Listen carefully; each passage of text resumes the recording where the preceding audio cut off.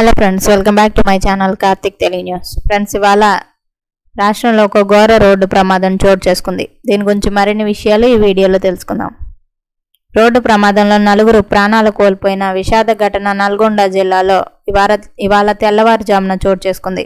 స్థానికులు, పోలీసుల కథనం మేరకు చిట్యాల మండలం పరిధిలోని పెద్ద కాపర్తి గ్రామ శివారులో అతివేగంగా వచ్చిన ట్రావెల్స్ బస్సు ఎదురుగా ఉన్న కారును బలంగా ఢీకొట్టింది. ప్రమాదం దాటికి కారు పూర్తిగా నుజ్జునుజ్జైపోయింది. ఇక దీంతో కారులో ఉన్న 4 తీవ్ర క్షతగాత్రులై అక్కడికక్కడే ప్రాణాలు కోల్పోయారు. ఇక ఈ ఘటనలో కారు డ్రైవర్ తీవ్ర గాయాలతో ప్రాణాపాయ స్థితిలో కొట్టుమిట్టాడుతుండగా గమనించిన స్థానికులు వెంటనే పోలీసులకు సమాచారం అందించారు. స్థానికుల సమాచారం మేరకు స్పాట్కు చేరుకున్న చిట్యాల పోలీసులు ప్రమాద తీవ్రతను పరిశీలించి తీవ్రంగా గాయపడిన కారు డ్రైవర్ను చికిత్స నిమిత్తం అత్యవసరంగా సమీపంలోని ఆసుపత్రికి తరలించారు.